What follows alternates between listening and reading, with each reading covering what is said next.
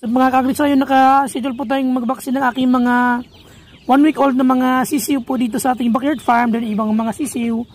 So, ang bibigay po nating vaccine ngayon ay live infectious bursal disease virus vaccine or Hepragumburo GM97.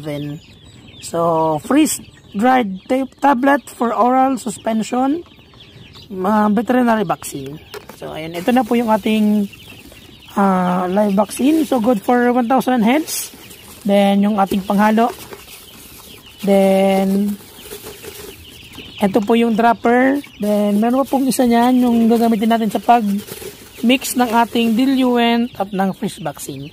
So, available po itong ating Gumboro vaccine, clone vaccine, Fowlpox vaccine sa Halyores Agribet Feed Supply na matatagpuan po sa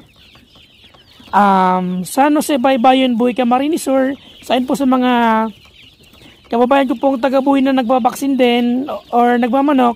So kung naghanap po kayo ng mga vaccine, punta lang po kayo sa Halyores Agribet Feed Supply na matatagpuan sa San Jose Baybayon, Buhay, Camarines Sur. At available din po sa kanila ang mga produkto ng Battlecock at syempre yung mga produkto ng Pharmabet. At pagkatapos ko pong mag-vaccine sa ating mga sisiw, magbibigay po ako ng BMP 100 para po maiwasan yung stress sa kanila at hindi po sila magkasakit.